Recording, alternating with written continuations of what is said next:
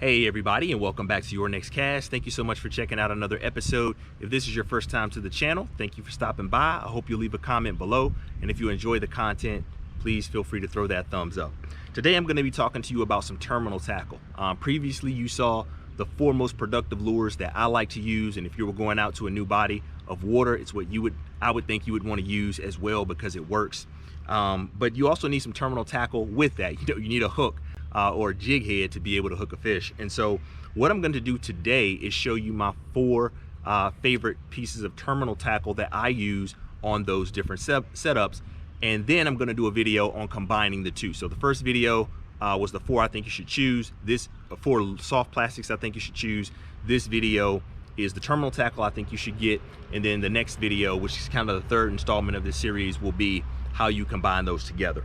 And so the very first thing that I got started with, which is probably no surprise, is a EWG hook. That's an extra wide gap hook. Now, before I got into fishing recently, I was very unaware of an extra wide gap hook and the benefit that it provided and all that good stuff. And so I just happened to pick up a pack that I get. This is not always the kind of pack that I get, but you'll at least get to see what the lure looks like. And so this just happens to be an Eagle Claw Trocar magworm hook. Now this is a really great hook because these things are sharp. These Trocar hooks are incredibly sharp. And this just happens to be a 5/0. You can always usually see in the bottom corner right here what size it is.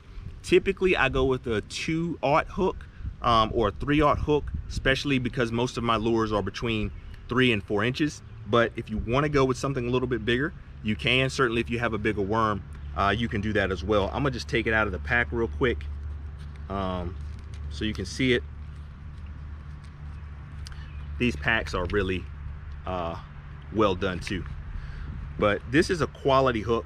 As you can see, they come on this little wire, which is really cool, keeps them all together.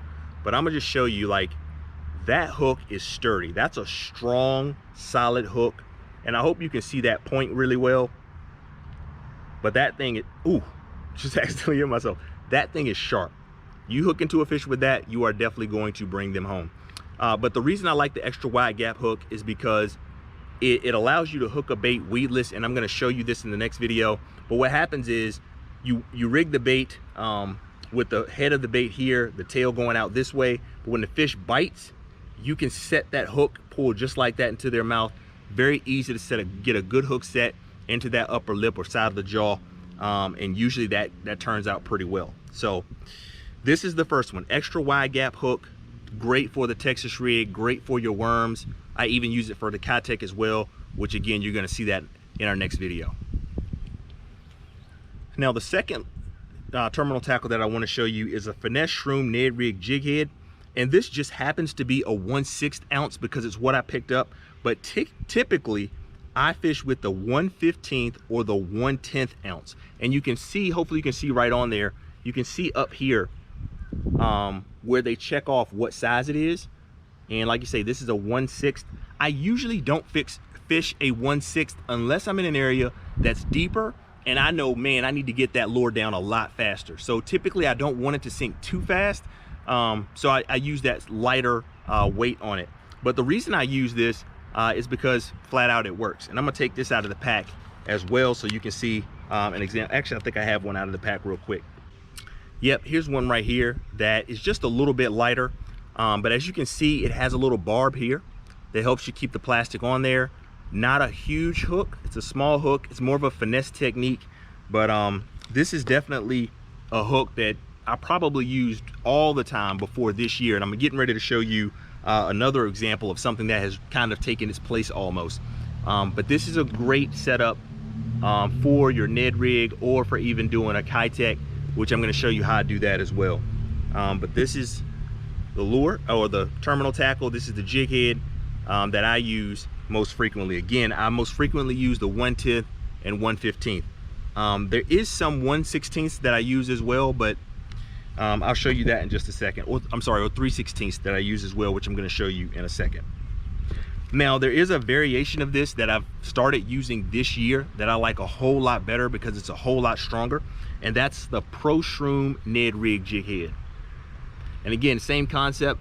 You can see the size right up there, right up here. And this is a 1/10. But it's just a sturdier, it's just a stronger wired hook. So I feel a bit more confidence when I hook into a fish with it, especially, you know, from going after bigger fish rather than just panfish.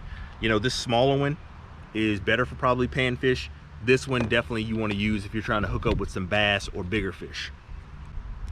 Now, the terminal tackle that I'm about to show you, this Kitech tungsten round jig head, is my favorite currently. Like, I started using it this year and it really made a difference. Like, as far as the quality of it, the sink rate and everything else, it was just hard to beat. I think it's just a better made jig head. And so it's tungsten, which obviously is great, but that's what it looks like right there.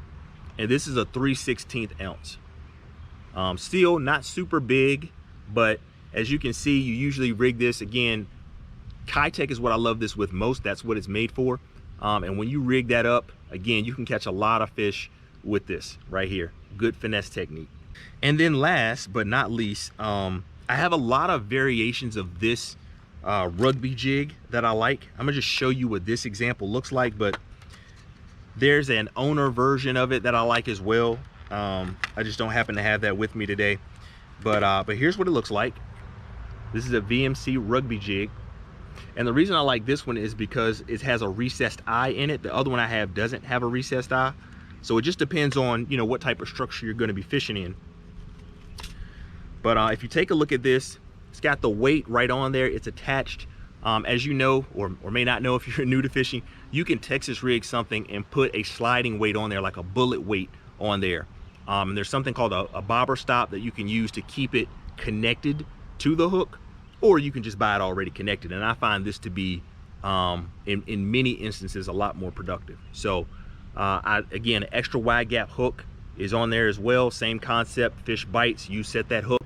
But this is a really good piece of terminal tackle as well. So hopefully that's helpful to you. Again, I'm gonna run through them real quick. The extra wide gap hook is good. I have a owner's here as well. It's super sharp. Again, same thing. Another one you'll see me use is a Gamakatsu hook. They are also really good.